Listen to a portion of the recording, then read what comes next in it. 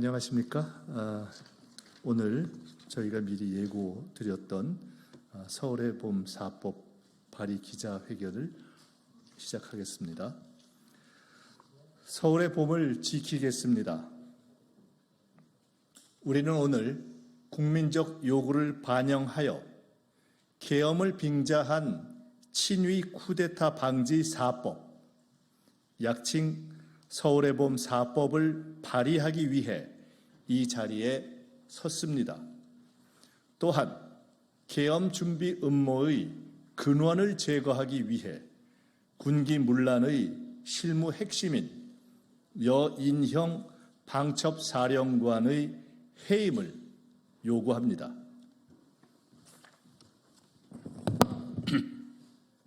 계엄 음모를 제기하는 취지는 다음과 같습니다. 첫째, 대통령이 법적 근거도 없이 반국가 세력 또는 반대한민국 세력 척결을 선동하며 국민 내부의 양심적 비판 세력을 정치적으로 처단하려는 선동을 계속하고 있으며, 둘째, 집권 세력의 핵심 인사들이 권력을 유지하고 재창출하는 것 외에는 방어할 수 없는 수많은 위법과 비리로 수사 대상이 되고 있습니다. 셋째, 지휘체계를 벗어나 특정 세력들이 군 사적 모임을 실시하였고, 넷째, 이들은 보고 의무를 방기하고 비밀리에 해합하는 등 군기 위반 행위를 하였습니다. 다섯째, 구테타적 계엄을 방지할 수 있는 제도적 장치가 미흡합니다. 여섯째, 상당수 국가들이 계엄 조치에 있어 사전 동의, 사후 인준 등 엄격한 기준을 갖추고 있습니다. 일곱째, 이러한 제도적 맹점을 이용하여 국회 계엄 해제 요구 무력화 계획이 담긴 불법 문건이 2017년도 작성된 바 있습니다. 대통령의 지속적인 반국가 세력 척결 주장과 대통령 부부가 수사 대상에서 벗어나려는 동기는 그들이 권력에 비정상적으로 집착할 개연성을 높이고 있습니다. 이번 법 개정을 통해 우리는 국민의 불안의 씨앗을 제거하고 계엄 가능성을 원천 차단하고자 합니다. 또한 핵심 책임자 인책으로 계엄 준비를 실질적으로 무력화하고자 합니다. 서울의 봄 4법은 온 국민이 일궈온 민주화의 봄을 다시는 빼앗기지 않겠다는 국민과 민주세력의 의지이며 시대적 요구입니다. 정부 여당이 그동안 계엄은 없다, 불가능하다라고 주장해 왔기 때문에 이 법에 대해 반대하거나 거부권을 행사할 이유가 없다고 믿습니다. 만약 계엄의 의지도 없고 가능성도 없다고 주장해온 총리와 국방장관 등이 거부권을 건의하여 대통령이 이를 행사하게 된다면 그 건의자들은 법적 정치적 책임을 면치 못할 것입니다. 이들이 거부권을 건의하는 순간 노골적인 계엄 의지의 표현으로 간주하고 이에 상응하는 모든 강력한 조치를 취할 것입니다.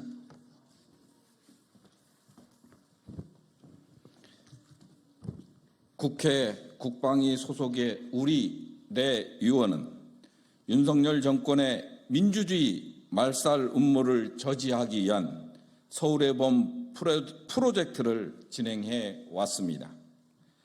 서울의 봄 4법의 주요 내용은 다음과 같습니다. 첫째, 계엄 선포 요건을 강화하여 전시가 아닌 경우에는 국회 제적위원회 과반수 출석과 출석위원 과반수의 찬성으로 사전에 동의를 받도록 함으로써 계엄 선포권의 남용을 방지하고 국민의 기본권을 보장하도록 했습니다. 둘째, 대통령이 계엄을 선포할 경우 72시간 내에 국회의 사후 동의를 얻도록 하여 계엄 유지의 요건을 강화했습니다. 셋째, 국회의 계엄 해제 요구권이 침해되지 않도록 계엄령 선포 중 국회의원이 현행범으로 체포 또는 구금된 경우라 하더라도 국회의 개업 논의에 참석할 수 있는 권리를 보장하였습니다. 넷째, 전시계엄을 제외하고 국회 동의를 받지 않은 계엄령 집행 과정 혹은 국회의 계엄 해제 권한을 방해하는 과정에서 타인에게 손해를 입힌 경우 그 손해를 국가와 지방자치단체가 배상하도록 하여 정병주, 김호랑, 정선엽과 같은 의인을 구제하고 국민을 보호하고자 하였습니다. 이 법안들은 모두 계엄 남용 사례를 교훈 삼아 다시는 국민의 자유와 민주주의를 억압하는 일이 발생하지 않도록 하는 장치들입니다. 해당 법안들은 당론으로 채택해 국회에서 반드시 통과시키도록 강력히 추진할 것입니다. 정부와 여당이 국민의 뜻을 무시하고 계속해서 반국가 세력 척결을 외치며 민주주의를 위협하는 행위를 계속한다면 우리는 더욱 강력한 행동으로 응답할 것입니다. 민주주의를 지키기 위한 뜻에 함께 해주십시오. 감사합니다. 2024년 9월 20일 국회의원 김민석, 김병주, 박선원, 부승찬. 마무리하면서 한 말씀만 드리겠습니다. 오늘 기자회견에 대한 질의응답은 끝난 이후에 밖에서 받도록 하겠습니다. 저희가 지금 읽어드린 내용과 배포한 내용 가운데 한두 군데 아주 기술적인 문장의 차이가 있는 부분이 있습니다. 저희가 최종 수정하는 과정에서 회람하면서 최종본과 최종 직전본이 이렇게 공유되어서 생긴 아주 기술적인 문제니까 큰 내용의 변화는 없으니까 참고해 주시기 바라고요.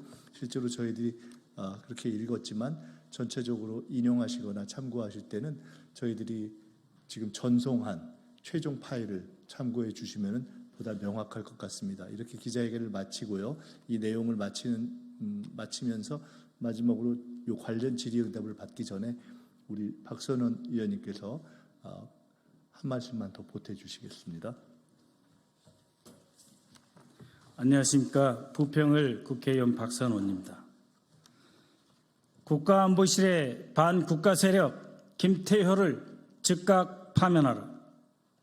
윤석열 대통령은 최근 반국가 세력, 반대한민국 세력이라는 법률에도 없는 표현을 동원하면서 이들을 척결해야 한다고 말합니다. 그런데 반국가 세력이 무엇입니까? 대통령이 외국을 방문하는 공식 행사에서 국기에 대한 경례를 하지 않는 사람이 반국가 세력 아닙니까? 행정안전부가 발간한 정부 의전 편람이 있습니다. 거기에는 공식 환영식 중에 애국가가 연주되면 오른손을 왼쪽 가슴에 얹어 예의를 표한다. 특히 국가공무원은 그러한 의무가 있습니다. 정부 의전 편람입니다. 그런데 바로 여기에 나와 있는 정부 의전 편람조차 무시하고 해외에서 발생한 국가 연주 시기에 경례를 하지 않았습니다. 주변 사람들이 다 경례하는 것을 보고서도 경례하지 않은 김태효 국가안보실 1차장, 이런 사람이 대한민국 대표단의 일원입니까? 이런 사람이 대한민국의 안보를 담당하고 있습니까? 마음속으로 다른 나라를 조국이라 생각하는 것 아닙니까?